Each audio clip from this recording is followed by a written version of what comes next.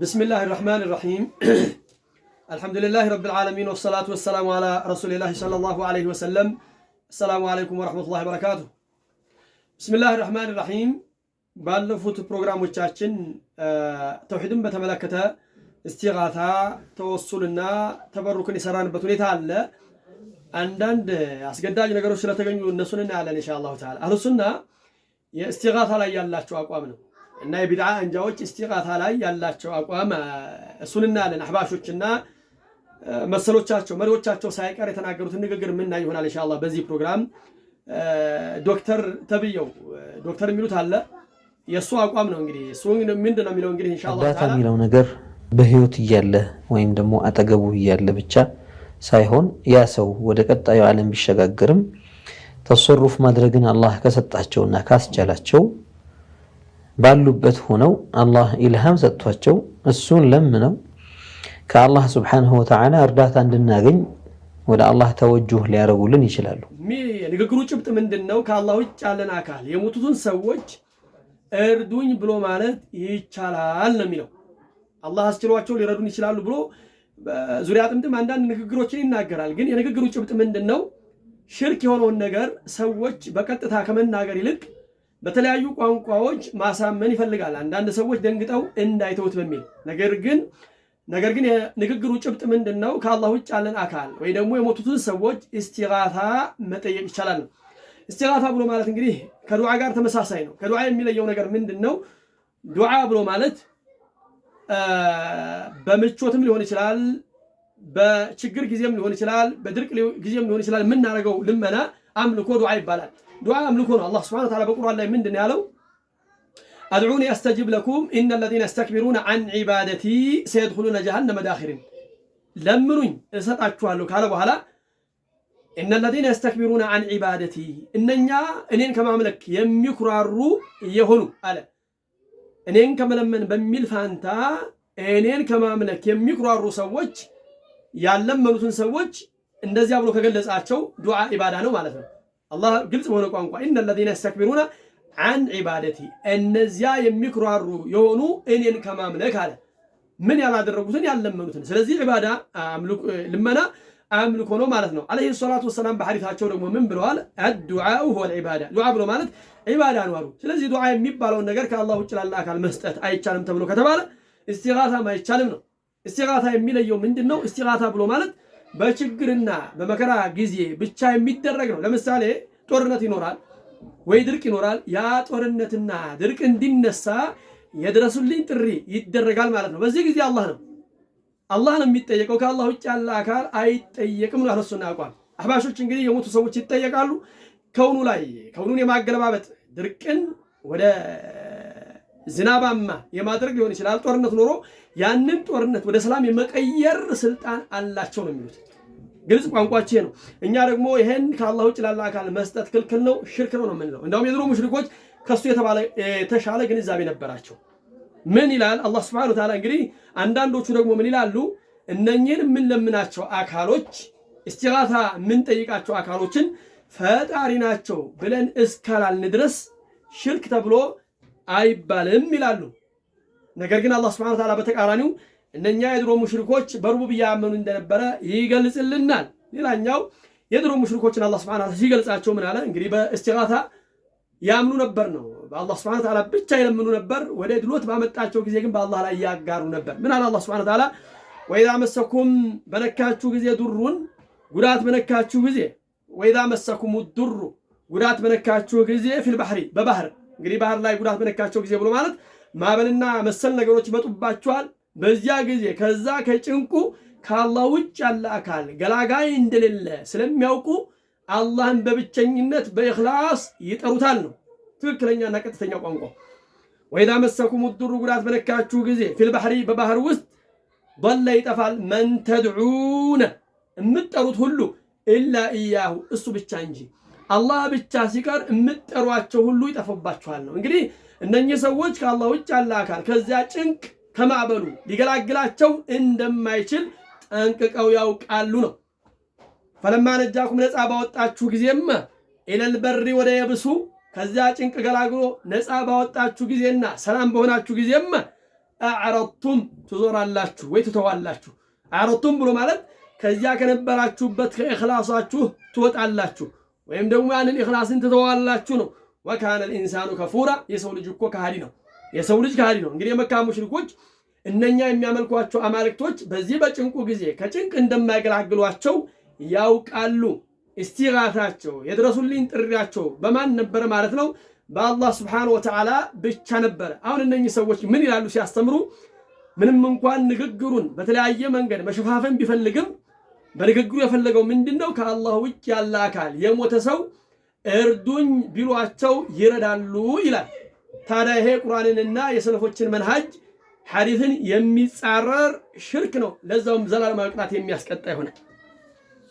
በሌላ የቁርአን አያት አላህ ስብሓነሁ ወተዓላ ምን ይላል? ወኢዛ ገሽየሁም በጋረዳቸው ጊዜ መውጁን ደመናው ከዙለሊ ልክ እንደ ዳመና ሆኖ በጋረዳቸው ጊዜ ደመናው ይሄ ማዕበሉ ከፍ ብሎ እነዚህን ሰዎች በጋረዳቸው ጊዜ ሞትን በፈሩ ጊዜ ማለት ነው።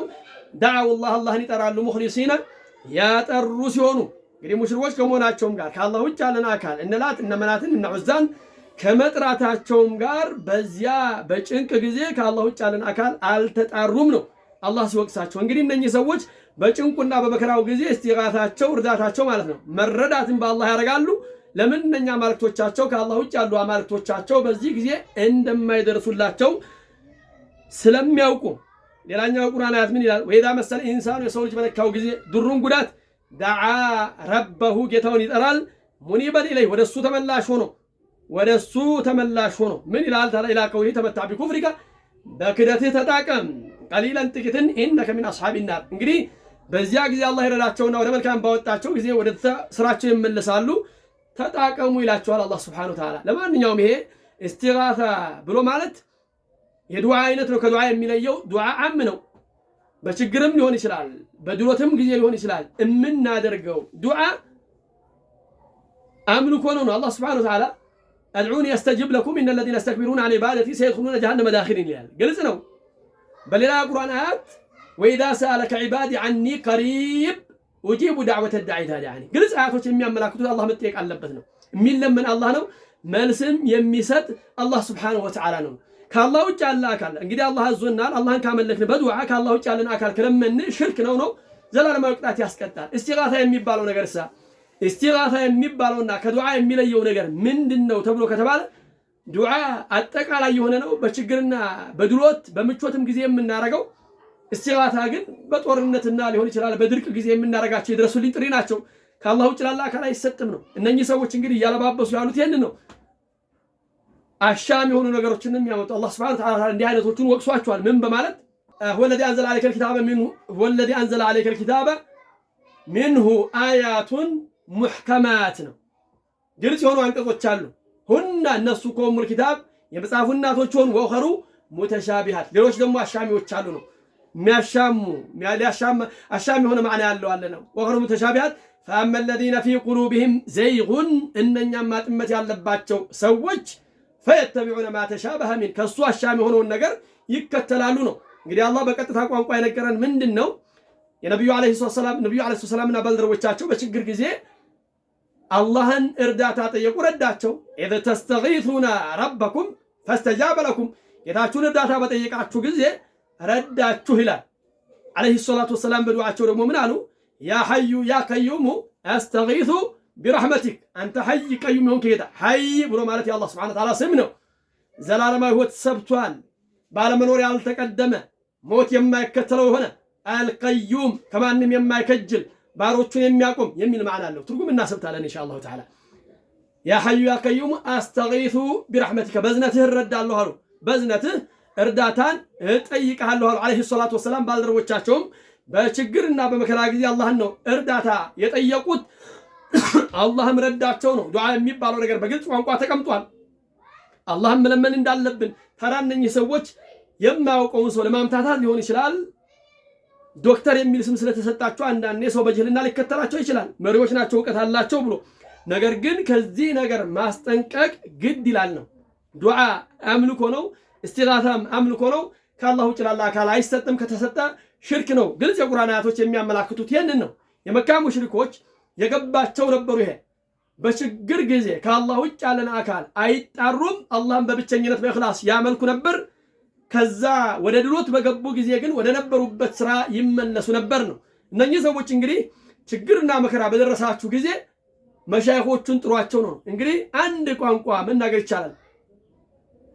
አገራችን ላይ ብቻ አይደለም፣ በዓለም ላይ የተከበሩ መሻይኾች ብንጠራቸው አንድ የዝናብ ጠብታ ሊያመጡ አይችሉም፣ ነብዩ አለይሂ ሰላቱ ወሰላምን ጨምሮ። ይሄ እንግዲህ ነብዩ አለይሂ ሰላም ያስተማሩት ተውሂድ ነው።